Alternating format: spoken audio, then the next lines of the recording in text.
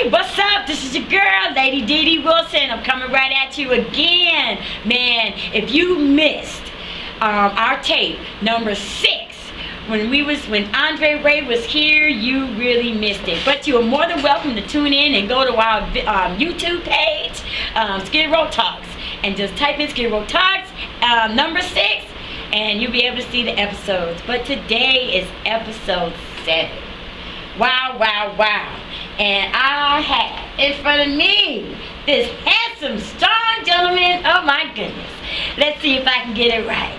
Mr. Jaime Gregory, known as RareBreed.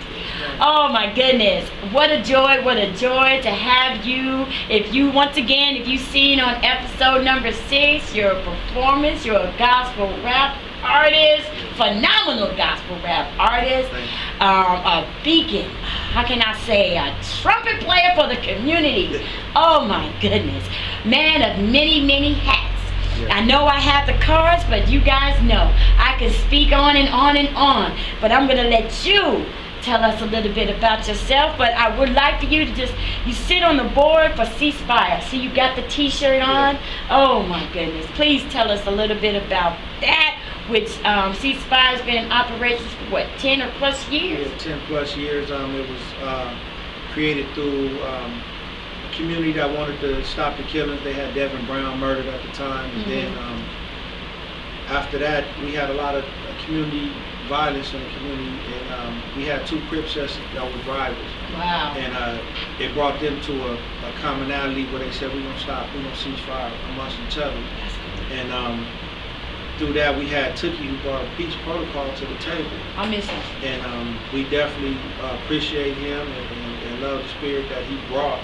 Unfortunately, I was incarcerated at the time, so I wasn't able to be a part of that initial startup, but it trickled down from Crips sitting at the table and other ones wanted to come, to then finally the Bloods coming, and then community activists and murder victim programs sat at the table with us just to create this type of peace in the community.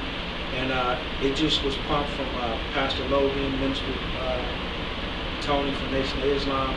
They were part of the heads that speared this thing off, and we were so ever indebted to these leaders that came and showed us how to be leaders and stop being leaders in a negative form. You know?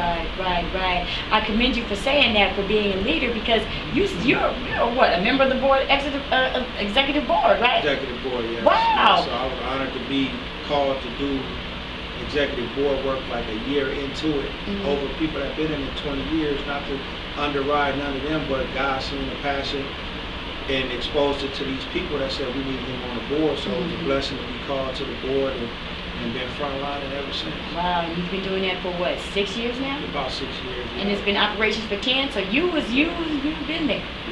Yeah, and that's an accomplishment. And it's like, you're such a humble man, because usually people come right now, oh, I'm this, you know, right at the top, you know. I commend you for being so humble in what you do. And you I said in the beginning, you wear many hats, and we was talking off camera. Yeah. I mean, do you want to elaborate on other than the hats that you wear before we get to your music now? Yeah, I do gang intervention, gang prevention.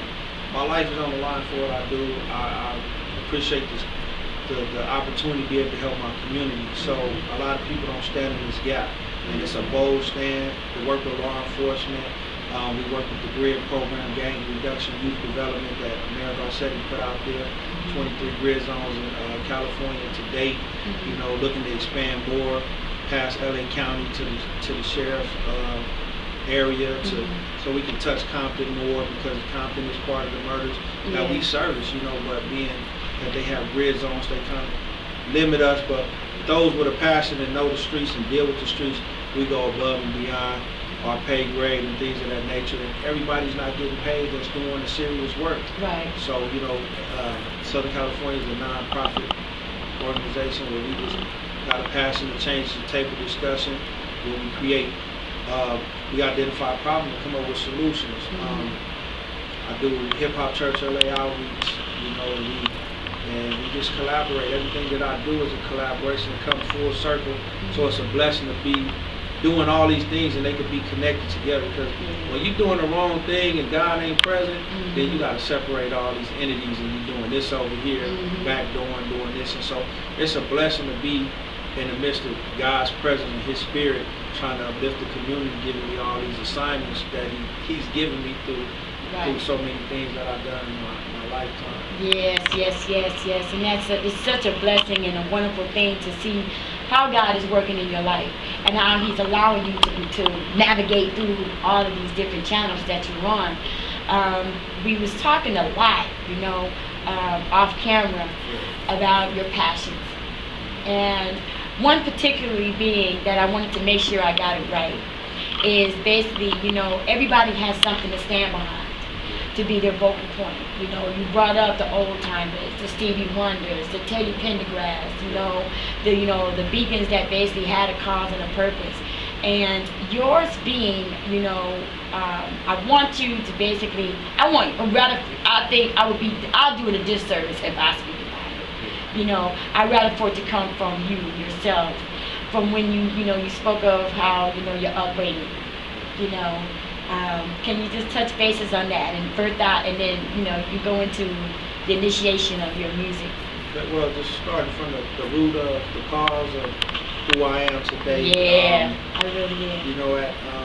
At a young age, I had my dad in my life, and he taught me to be a leader, not a follower. And he always taught me if I wasn't at home, you the next man up. Yes. And so with that mentality, my mom, she decided to leave an abusive marriage, which was abusive to the kids and her as well. So we left when I was 7 years old. And so that stuck in my mentality growing up, where I always felt that I got to be some type of man. As a boy, I still had to develop this in-charge attitude where, I'm out there cutting the grass, doing the trash, and doing what I had to do, to the point where I just felt I needed to be self-efficient and do for myself, get the summer job, do these things. And, at 13, losing my closest friend, a close friend, to be murdered in my community was something that enlightened me. And in that transition of losing him, I was in the process of getting my own first job. And I was 13, about to turn 14, so I got into the job and was able to give me a vehicle and been driving and those things like that, being able to drive my mom to the store and just make things a little bit more lighter, but at the same time still being a nuisance, being a headache, because I was trying to be a thug in the midst of all of it. So that's where the trials and the errors came in, where I was led to being in this street life that I adapted to at the age I graduated high school, and a month after high school I lost my best friend, where I lost my way. So that got me into the dope game, and which led me to doing all the time in incarceration, and doing 2 separate sentences where I almost got 20 to life on my second strike. And it's definitely a awakening for me, where God been leading me all this time, and through those sit downs and consecration of doing time, I was able to see that it's a bigger purpose for me. It's something I'm supposed to be doing, but I had to go through my mess so I could relate to the mess. Exactly. And so I understood that, I respected it. I was always one who could gravitate and speak to and listen to the elders as they spoke to me, and get some things that kept me out of a lot of webs I could have been tangled in, but at the same time, a lot of things you got to learn on your own. And so I took to the dope trade and things that trickled down from that caused me to be that menace to get locked up and almost lose my life. And there I sat still looking for bigger purpose. So acquiring tools, because the system didn't rehabilitate.